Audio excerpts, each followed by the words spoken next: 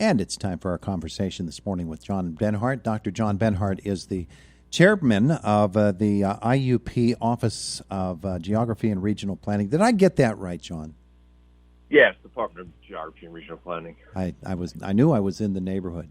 Our conversation brought to you by Marcus & Mack, a law firm representing injured people. So here's the setup, John. I'm watching TV the other day. It's one of those zoo shows, and they've lost a rhinoceros, a pregnant rhinoceros that they have out in this wide-ranging area for the zoos.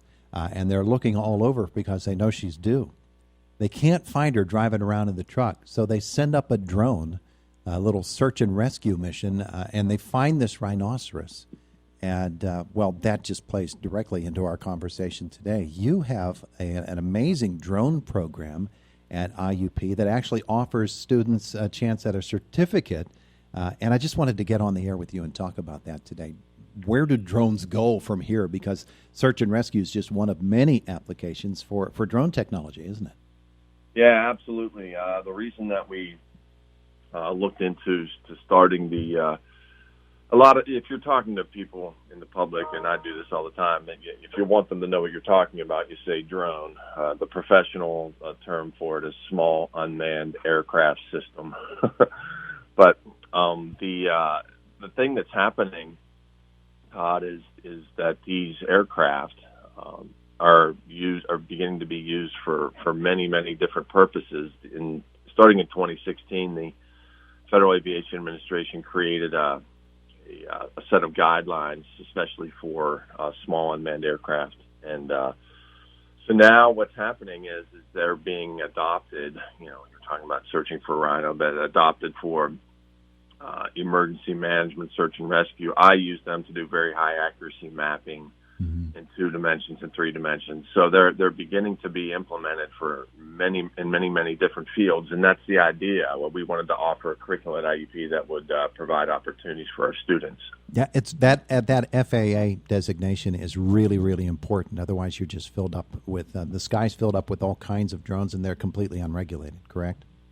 Correct. That's right. So what happened in 2012 was the Obama administration and Congress basically gave a mandate to the FAA to figure out how to incorporate these small unmanned aircraft into the United States national airspace system. Prior to that, there really was no specific guidance on the use of these things, as you mentioned. So the FAA responded to that mandate in August 2016 with the specific guidelines for small unmanned aircraft. Mm-hmm. And you and your colleague Christopher Shaney come up with the Unmanned Aerial Systems Certificate Program at IUP. How quickly, or let me put it this way, how difficult is it to design a program that is going to meet all the qualifications? Well, one of the things that ended up working out well for us is we already had a program that incorporated some of the aspects of this. So we already have a program in mapping and cartography and geographic information systems and remote sensing, which is, remote sensing is a field where you're using a device that is not on the Earth to collect information that is on the Earth. So drones are remote sensing devices. So we were well equipped to get up and running with this quickly. We already had an interest in it because we knew how powerful these aircraft could be to do the kind of things that we do, which is high accuracy mapping and remote sensing. And since the program has begun and you've gotten the students involved in it, I would guess that they've come up with some rather unique applications for it that, maybe they were unique at the time, but they're beginning to become mainstream. Correct, and that's the interesting thing about it. That's the cool thing about it, actually. When we are talking to students in our classes, things are happening while the class is being offered. So the students get to have a role in almost in real time and beginning to understand how these things are being used, and also how they can incorporate what they're learning in their own careers and future careers. Our friend Matt Berglund wrote a great piece on it in IUP Magazine called On the Rise, Readying Remote Pilots for a Drone Revolution. What are some of the applications that you see for drones in the future? I mean, we're seeing all kinds of things now. Where does it go? Well, that's one of the really nice things about it. So obviously, we have a strong interest in mapping and aerial surveying and what's called photogrammetry, which is where you're using particular technique to take aerial photographs from the sky and stitch them together and combine them to create two-dimensional, three-dimensional data. But when you talk about videography and photography, I mean, you can watch any newscast or any show for that matter on Netflix or Amazon or any network and watch the beginning of the show, watch the transitions in the show. It's drone footage that is making up those transitions or those beginnings. You talk about law enforcement. How many law enforcement agencies are there in the country? And they utilize these things to keep their officers safe. If there's somebody who's escaped or somebody who they're trying to capture who's run away and they don't want to send officers into an area, they can send these aircraft up and get a perspective that they wouldn't otherwise have, or you have to send a helicopter into the sky. Yeah. And then, you mentioned things like natural resource management. When you're looking for a rhino or you're trying to determine how the land cover on the Earth has changed over time. You can keep reflying the same area, Todd, again and again, and then quantifying the change on the Earth's surface. Yeah. So there's many, many things. We've had people in our program, obviously from geography and planning, but also from communications and from criminology, from biology, geology. The applications are expanding, and so are the opportunities. I mean, the FAA is forecasting a growth of between 250 and 300,000 remote pilot jobs over the next 5 years. That's amazing. And you're right. Indiana Borough doesn't exactly have the resources to put a helicopter up in the air, but a drone, that becomes a practical application for smaller municipalities like ours. And speaking of Indiana Borough, the students have actually worked with drone technology to help Indiana Borough in a specific way.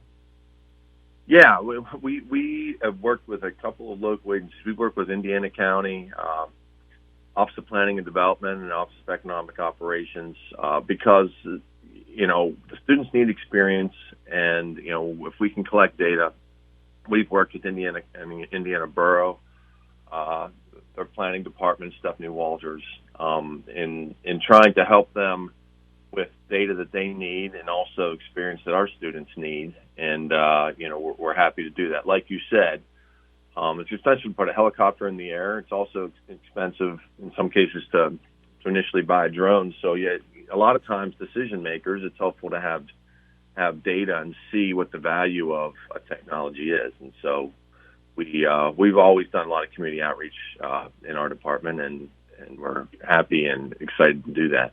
You mentioned that students from a variety of majors at IUP have been enrolled in the program for the certificate.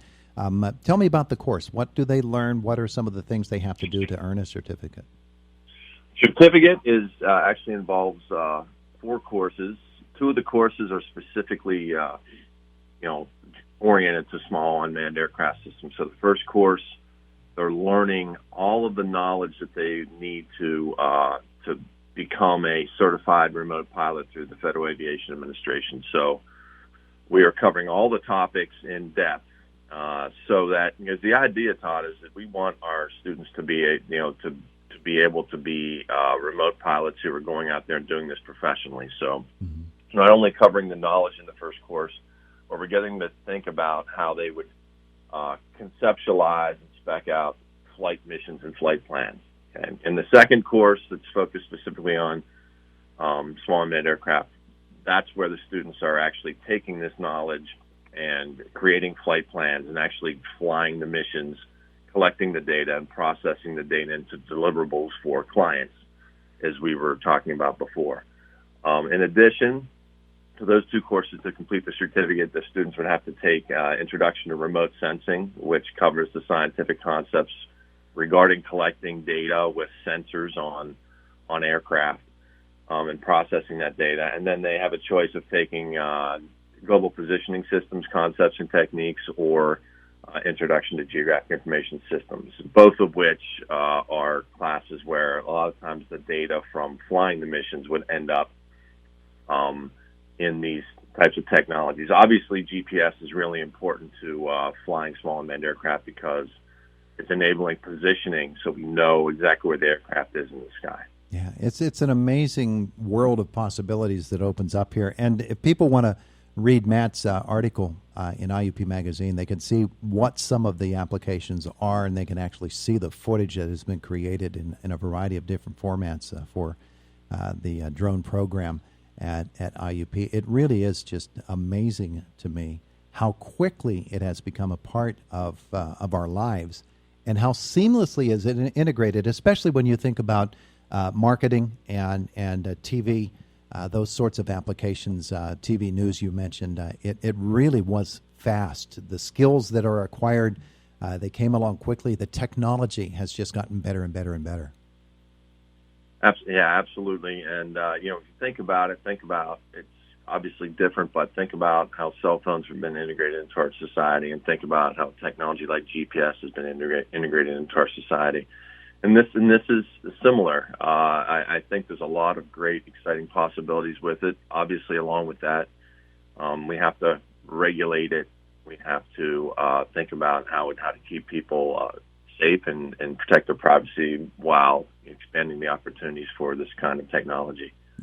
It's just good stuff. John Benhart, thank you so much for coming on board with us here this morning, talking about this program. People want to learn more. I'm sure you've got all kinds of resources for them to find out about the program. Yes, absolutely. They can, if you go to our IUP website, just search UAS, Unmanned Aircraft Systems. You're welcome to email me. I'm chair of the Department of Geography and Regional Planning.